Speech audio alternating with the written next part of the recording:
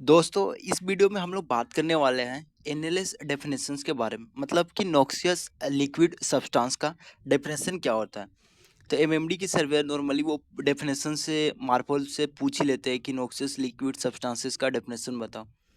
तो हम लोगों को जब भी ये पूछे तो हमें एक चीज़ पता होगा कि जो भी नॉक्सियस लिक्विड सब्सटेंसेस है वो एक कोड है जिसको बोला जाता है इंटरनेशनल बल्क केमिकल कोड।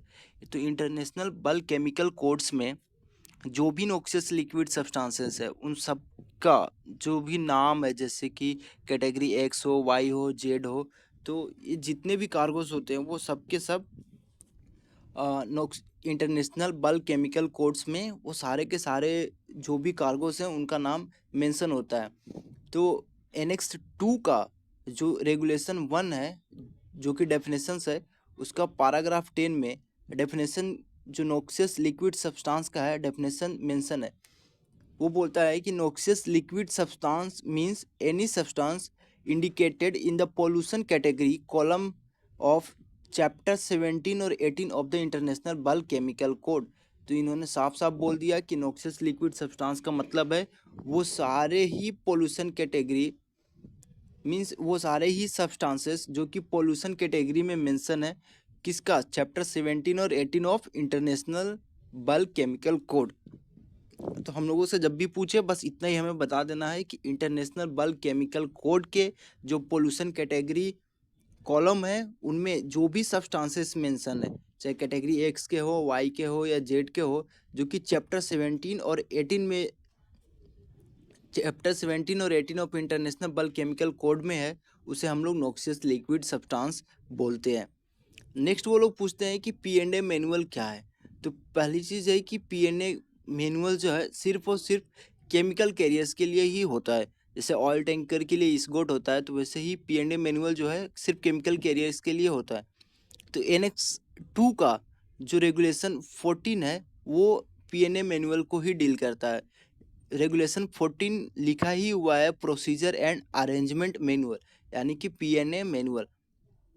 अब पी&ए मैनुअल में होता क्या है, तो पहली फर्स्ट पैराग्राफ में लिखा हुआ है कि every ship certified to carry substances of category X, Y और Z have on board a manual in English, French और स्पेनिश और translation into one of this language.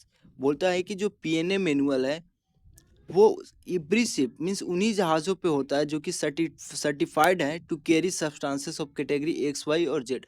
साफ साफ बोल रहा है कि जो भी नॉक्सियस लिक्विड सब्सटेंसेस कैरी करता है उन जहाज़ों पे पी&ए मैनुअल होना चाहिए।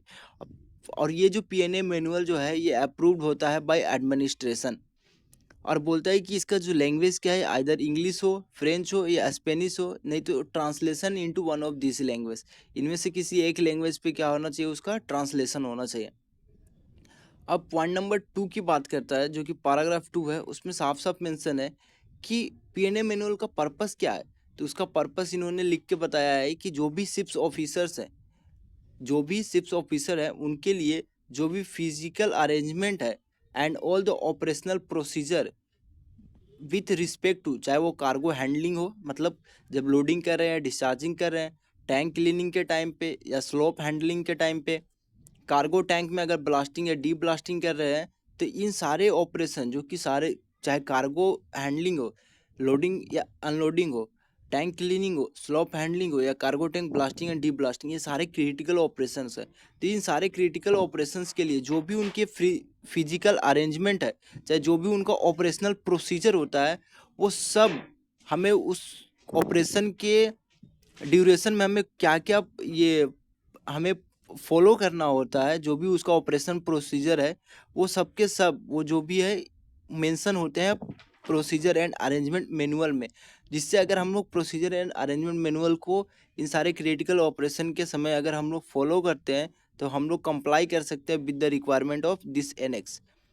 हर एक इन्फॉर्मेशन, चाहे लोडिंग हो, डिस्चार्जिंग हो, स्लोप डिस्चार्जिंग के टाइम पे हो, टैंक क्लीनिंग हो, वो सब के सब वहाँ पे जो भी इन्फॉर्मेशन है वो इसी एनेक्स से लिया गया है, जो कि अप्रूव्ड होता है एडमिनिस्ट्रेशन से।